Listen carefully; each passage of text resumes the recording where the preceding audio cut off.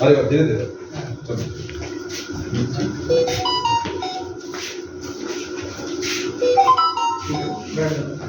थाना के कपसिया गांव है, उसी के आसपास के एरिया में लगातार जो है मोबाइल चोरी की घटना हो रही थी और पब्लिकों के द्वारा इधर संज्ञान में आया कि हर रात को एक न एक मोबाइल चोरी कर ली जा रही है। तो इसी को लेकर के एक टीम बनाई गई थी अरेर थाना में, इस थानाध्यक्ष और अन्य पदाधिकारी के नेतृत्व में, और जिसके बाद पता चला कि एक गिरोह है जो पूरा गैंग ये काम करते हैं मोबाइल चोरी का, और उसके बाद उसको सस्ते दामों में, कम दामों में किसी के हाथों बेच देने का। तो इसी के क्रम में एक 16 अक्टूबर 2025 को रात्रि 1 से 2 बजे के बीच में एक विनोद कुमार झा जो कपसिया का ही रहने वाले हैं, उनके घर से एक मोबाइल चोरी होती है। और जब जो उस मोबाइल से चोरी होने के उपरांत उनके जो उस मोबाइल में फ़ोनपे इंस्टॉल होता है उससे 90,000 रुपया डिडक्ट कर लिया जाता है। तब ये थाना में आते हैं और थाना को संज्ञान देते हैं कल। तो उसके बाद प्राथमिकी दर्ज की जाती है और प्राथमिकी दर्ज कर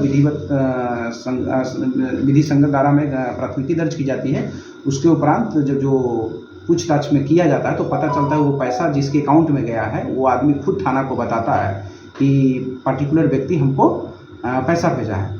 उसके बाद जो गहन पूछताछ के दौरान पता चलता है कि ये 3 चोर गिरोह थे।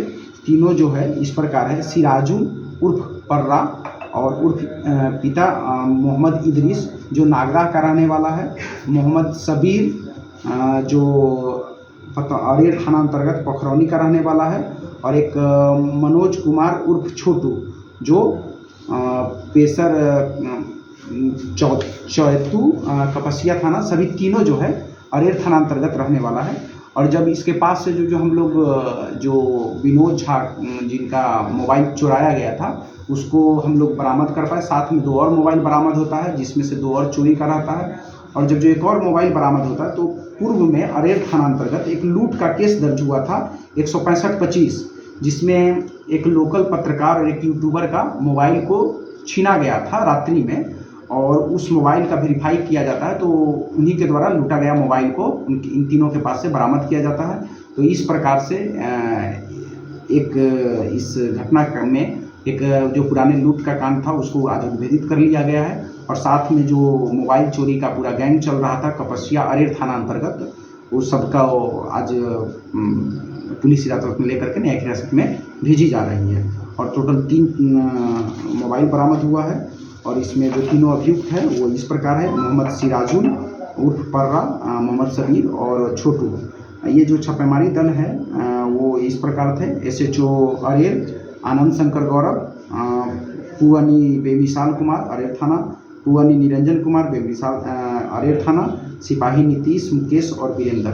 इन लोगों के ऊपर भी इस तरह का कोई और मामला लंबित है किसी तरह? ये आपराधिक इतिहास मिला है। जो सिराजुल उर्फ पर्रा है उसको उस पूर्व में भी एक और केस दर्ज था 108/21 अरेर थाना अंतर्गत ही, और बाकी अन्य कुछ भी FIR इसके विरुद्ध प्राथमिकी अन्य किसी थाने में दर्ज होता है तो उसको हम लोग ला करके विधिवत तरीके से डायरी में मेंशन करते हुए कोर्ट को प्रस्तुत करेंगे। सर, एक बहुत महत्वपूर्ण आपका क्वेश्चन है। इसमें क्या है कि आप जब भी मोबाइल अगर चोरी भी हो जाए तो मोबाइल में लॉक सिस्टम है, तो आप बिना लॉक जाने आप मोबाइल खोल नहीं सकते हैं। और कोई भी आपका जो ई-वॉलेट है, जितने भी ऐप है जो मनी ट्रांजैक्शन के लिए, गूगल पे हो गया, फ़ोनपे हो गया या फिर पेटीएम हो गया, तो वो तब तक आपको पासवर्ड नहीं पता तब तक नहीं कर सकते हैं।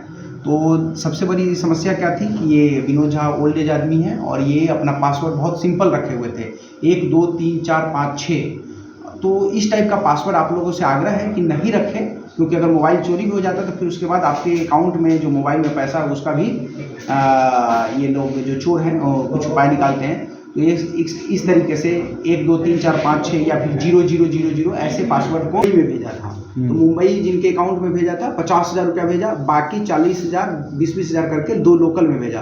तो जो 50,000 भेजा तो वही व्यक्ति क्योंकि उस पर मोबाइल नंबर अंकित था तो वो उनका नाम आ रहा था तो उनको पता चल गया था, तो उसी में बताया उन्होंने कि आपका अकाउंट से मेरे पास पैसा आया है, जिससे हम लोग को उनकी वजह से हम लोग को हेल्प मिला है।